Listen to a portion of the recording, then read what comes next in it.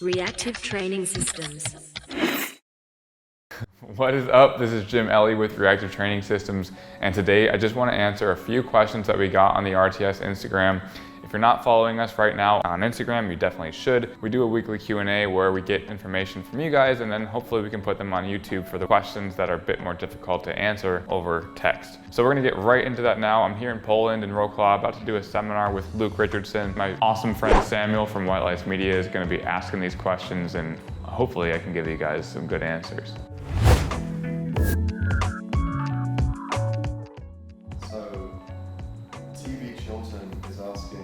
Protocols to help a client with confidence under the bar? This is a really good question, actually. A lot of athletes tend to be not a lot, some athletes are timid under high intensities because their training programs are usually lower intensity, so the idea of doing a lot of singles or a lot of higher intensity work can be a bit scary. I think it's important, one, before you implement a protocol for them, is to express to them kind of how it should feel and what they might experience before they experience it. If you have done the protocol yourself and you're implementing it or writing it for the athlete, then you can tell them what your experience was, especially the first time you did it, and that way they can at least prepare themselves so that they know that their experience isn't the wrong one. I find that a lot of athletes think that the experiences that they're having is the wrong experience, and I think that can be limiting for a lot of lifters because they don't want to have those experiences be incorrect. They want to do the right thing. That's why they're working with you. When you write the protocol, whatever it is, make sure you talk a little bit about how it's going to feel. One of the protocols that we implement a lot are singles at 8. If you haven't done singles at 8, that can sound really intimidating. Usually lifters only do singles close to competition, whereas we usually utilize singles whenever we want, when we think it's going to increase their 1 rep max. The thing about a single at an 8 is that it's only 1 repetition and it's just above opener speed. So a single is hypothetically really intense, but because we're just doing 1 rep, it's not gonna be as intimidating as they might think, because again, their last reference is when they had a full meet where they're doing singles at a 7.5, 9, and 10. The difference between a single at a 10 and a single at an 8 doesn't seem to be too much, but psychologically, how you have to amp up for it and what you feel about it is definitely a different thing. If they're really afraid of singles, slowly work them into it. And then once they start experiencing what a single might feel like, talk them through it, but then also give them confidence that a lot of lifters do this and that they're gonna be okay, and that as long as they're mindful of their RPE, it's gonna feel a lot better than they might think going into it. The protocol itself isn't super important. How you communicate with the lifter about the protocol that they might be afraid of is the important thing. How accurate have you found actual 1RMs to be based on 5RM predictions? Okay, so Jose asks how accurate are 5 rep maxes compared to singles or 1 rep maxes, and how much can we predict from those 5 RMs? The answer to this is going to be individual dependent. However, I have noticed that, let's say we do a protocol where they're doing 6s at a 9. Their developmental block, we implement 6s at a 9. As they get stronger and stronger with 6s at a 9, because the intensities are usually still around 80–85% with those 6s at a 9, if they're performing very well on that day with the 6s, it's also quite likely, and I would argue quite likely, that their single on that day is also going to be better than when they started the block. The question is, how does it transfer? The intention behind these protocols are that we're bringing the estimated 1 rep max up, even if it's not directly correlated with a 6RM increasing or a 5RM increasing. Again, the intention is, let's get stronger. If they're getting stronger on the 6s at a 9 or the 5 at a 9 or 10, they should also be stronger on the single. It's almost impossible that they're not also improving on the single unless they have significant neurological adaptations that they need to make to understand how to handle 100% load. But if the athlete is confident in their ability to perform singles, then they should be able to then have a relatively correlative experience as they get stronger on the 5RM and apply that to the single. That guy was asking specifically about males. Is it different for females?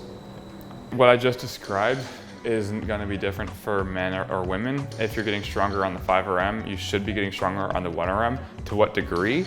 It might not be able to correlate that to the exact percentage difference, but you will definitely experience an increase. The difference between men and women isn't inherently different, because at the end of the day, we're dealing with individuals, and that's the whole thing with emerging strategies, is that we're getting away from this generalization and really fine-tuning the individual aspects of what makes that lifter stronger. Dowling Mark is asking, do you find many of your athletes get their best results from an upper-lower split? I think he's asking,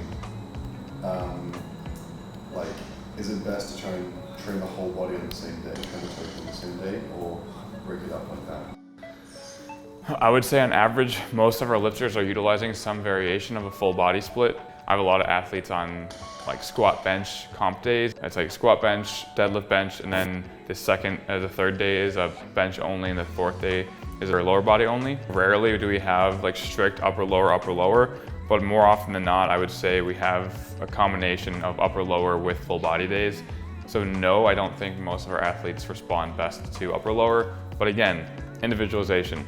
Find what works for your lifter, take the information with you and try to implement it for your lifters. With them, if it works really well, then keep going with it. No reason to fix something that isn't broken. One more that I think might be worth answering. Neil Starbird asked, when it comes to specificity and picking your accessory movements, should you prioritize relative intensity or movement pattern? That's a really good question. So whether or not you should prioritize relative intensity or movement pattern with your assistance movements. So we categorize our assistance movements as movements that we are utilizing for improving movement pattern, but also the reason that we do that, one of the best ways we do that is by relatively matching the intensity that we use for the comp lift. So let's say we have a 2-count pause squat. Well, the intention behind a 2-count pause squat is to build strength at the bottom of the hole. Now, if your comp lift, you're implementing a lot of singles and higher intensity work, say it's above 90%, and then your 2-count pause squat is with sets of 10 or 12, well then obviously that's not the same intensity, and so you might not be developing the strength in the specific way to actually improve the 1 rep max. So in general, we do like to try to keep the intensity similar for the comp lifts and the assistance lifts, whereas the supplemental lifts, that's where we prioritize the movement itself, the muscle group that we're utilizing, and the intensity is less important. We're prioritizing movement pattern, but to do that, we need to find an intensity for the lifter that allows them to actually produce a positive response in the competition lift. Thank you for watching this video. I hope you really enjoyed it. Hopefully it's something that you can learn from and share with your friends. One of the other things that we offer is the RTS Classroom, which enrollment is open now. The RTS Classroom is a course designed to teach you how to individualize training. And this July, we have a new course called Emerging Strategies Framework. If you haven't heard about emerging strategies yet, take a look at the YouTube video that we have on it. This class is designed to really fine-tune how to figure out the variables that work for your lifters and your athletes so they can actually get stronger and perform better on the platform. Enrollment opens now. July 11th is when the first classroom starts. So if you want to get in on that, take a look at the link in the bio, and I will see you in class. Reactive Training Systems.